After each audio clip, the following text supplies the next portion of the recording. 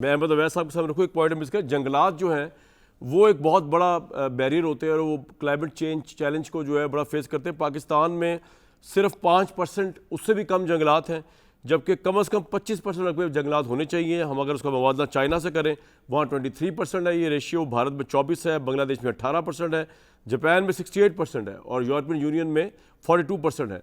तो अहमद अवैस साहब, आपकी हुकूमत ने एक दफ़ा KP के अंदर वो बिलियन ट्रीज़ का एक प्रोजेक्ट शुरू किया था। आई थिंक वो अगर सही कहीं चला जाता, मिलियन तक भी चला जाता, तो हम बच जाते से मतलब।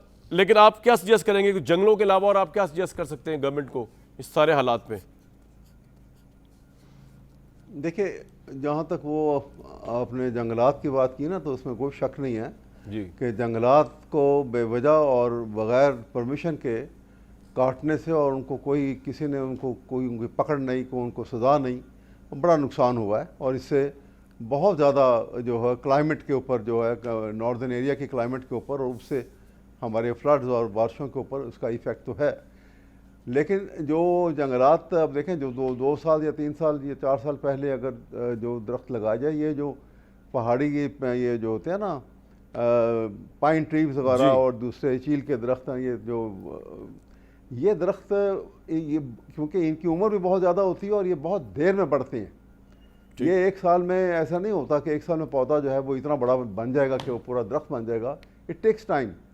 अब ये अलग बात है कि वो कितने लगे और कितने नहीं लगे और क्या सूरत हाल है और कितना नुकसान ये फ्लड्स की वजह से भी जो भी छोटे पौधे होंगे उनको हुआ, वो अलग है। ठीक है। लेकिन इसके अलावा जो सूरत हाल अभी डॉक्टर साहब ने, मुसद्दक साहब ने जो अभी डिटेल से सारी बातें बताई हैं, बड़े अच्छे रेमेडियल मैयर तो उन्होंने बताए।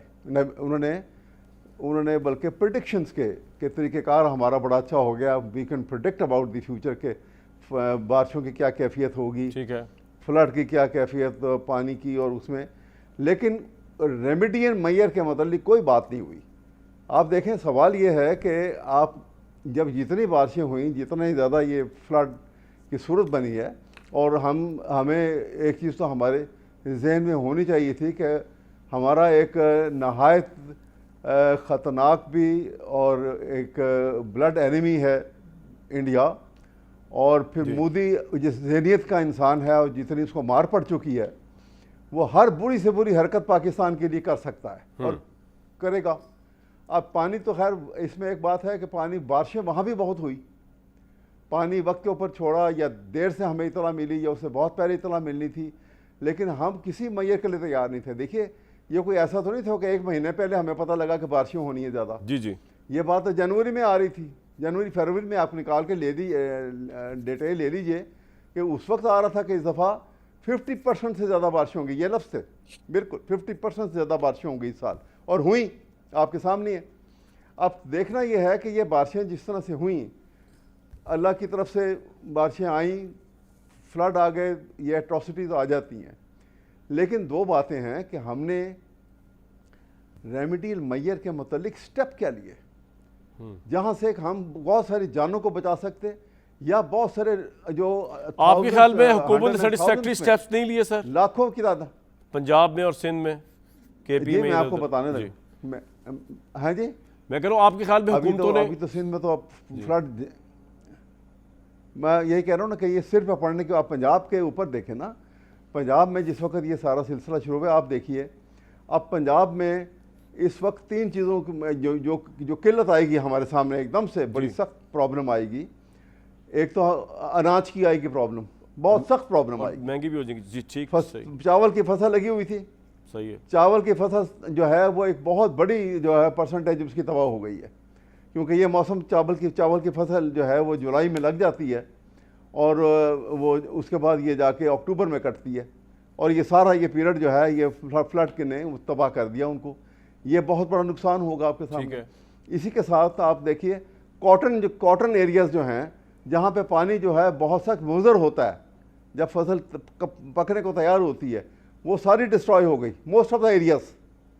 ये सिंध के अंदर भी वो जो कॉटन ग्रोइंग एरियाज हैं, एक तो पहले इन्होंने गवर्नमेंट ने तवज्जो नहीं दी, वो तमाम कॉटन ग्रोइंग एरियाज जो थे वहाँ पे गन्ना लगाना शुरू कर दिया, मिलें लग गई, शुगर मिलें, और उससे नुकसान क्या हुआ कि वो हमारी जो डिस्टिंक्शन थी क्या हम दुनिया में एक बहुत बड़ी तादाद में इसको एक्सपोर्ट भी करते थे, और फिर हमारा कॉटन टेक्सटाइल इंडस्ट्री जो थी वो बहुत फ्लरिश्ड इंडस्ट्री थी पाकिस्तान की, वो बंद हो गई। अब पाकिस्तान के अंदर ही अब आप कॉटन इंपोर्ट करते हैं, ये सूरत हाल है।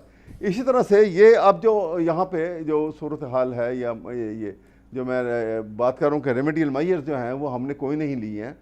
अभी देखिए एक प्रॉब्लम जो बहुत बड़ी जो सामने नज़र आती है, और आप भी महसूस करेंगे कि लाखों के अंदर, और बल्कि लोग जो हैं बेघर हो गए। अभी तो हम उन लोगों की बातें कर रहे हैं कि जो काउंटेबल हैं, जो कोई टैक्स में हैं, टैक्स पेयर हैं, या वो बिलो, लेकिन एक बहुत बड़ी तादाद है जो बिलो पॉवर्टी लाइन है, जो छापड़ी लगाते थे, चल फिर के काम करते थे, जिनके पास कुछ भी नहीं था। किसी के पास कोई एक बकरी थी, किसी के पास कोई शायद एक गाय थी। ये गांव के लोग बहुत सारे, ठीक सर, आपका ये पॉइंट आ गया, हो गए हैं। इसका मैं सवाल पूछता हूं हुकूमत से। मैं एक बात, एक बात देखिए सर, इस बात को सामने रखते हुए हम जो हमारे जो स्टेट एक्सपेंडिचर हैं एग्जॉर्बिटेंट हैं। एग्जॉर्बिटेंट मैं लफ्ज़ इसलिए इस्तेमाल कर रहा हूँ कि ऑडिटर जनरल ने अभी इनको बताया कि चीनी में सिर्फ 300 बिलियन का जो है एक्स्ट्रा प्रॉफिट जो है, ये जो चीनी के जितने ये मिले हैं इन सबको वो डिस्ट्रीब्यूट हुआ, आपस में किया, और वो बाय अनफेयर मीन से चीनी की कीमतें बढ़ा के सारा किया गया है। इसी तरह से एक मिसाल मैं दे रहा हूँ, और इसी तरह से गवर्नमेंट के एक्सपेंसेस को आप देख लीजिए। तो आप कह रहे हैं वहां से पूरा किया जाए, इतनी बड़ी एट्रोसिटीज है।